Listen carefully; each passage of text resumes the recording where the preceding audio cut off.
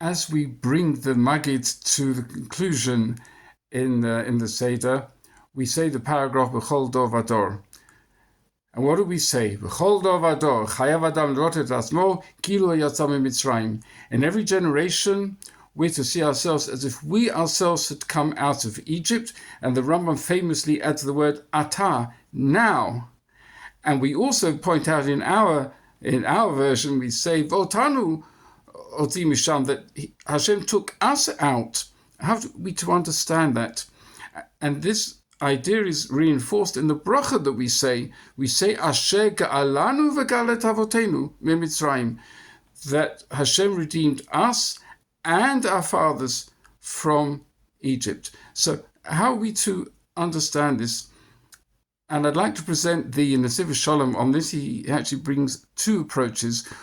The first based on the Midrash Lekach Tov and Parshas Nitzavim, where in Nitzavim we say, Atem Nitzavim Hayom Kol Lechem. The Torah says that you are all standing here today, Nitzavim, firm, upright.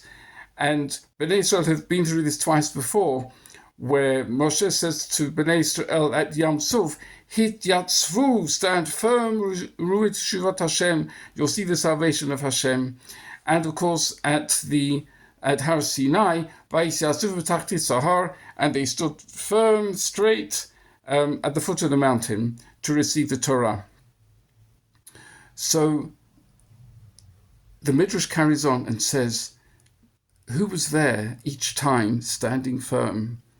Gam HaMesim, those who had already died, the Gam Dorot Asidot Lavo, and also the future generations that were to come, and the Nishmatam, their souls, were all there. We were there at Kriyat Yam Suf, at Har Sinai, and at Nitzavim at the end of Moshe's life. So we were there, and that's one idea. The second is based on the Orach Chaim in Parshat Balak, where Bilam says, Kel Motziyam miMitzrayim, God takes them out of Egypt, present tense. And based on this idea, the Orach Chaim says, every Pesach, every Leil HaSeder, it's like we're coming out of our own Mitzrayim, our own limitations. So it's in the past, it's also in the present. We also recall that the first ever Leil HaSeder was in Mitzrayim, where technically they were still avadim, they were still slaves, but they displayed great freedom and great emunah in Hashem by the whole way they approached that Seder with the lamb and the blood and the matzah and everything else. Today, we are facing a great war, and we are also required to show emunah. We are also required to celebrate the Seder with the feeling that we're free, but we understand things are difficult. The people who probably feel the freedom most this Pesach, I'd like to suggest are the freed hostages.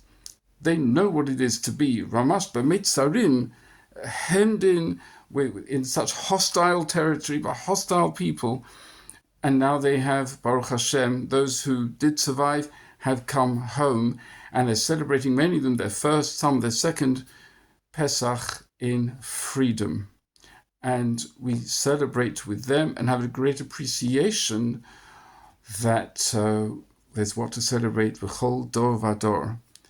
So may we celebrate this Pesach in realization of the fact that this text, this paragraph, has come alive for us very much this year.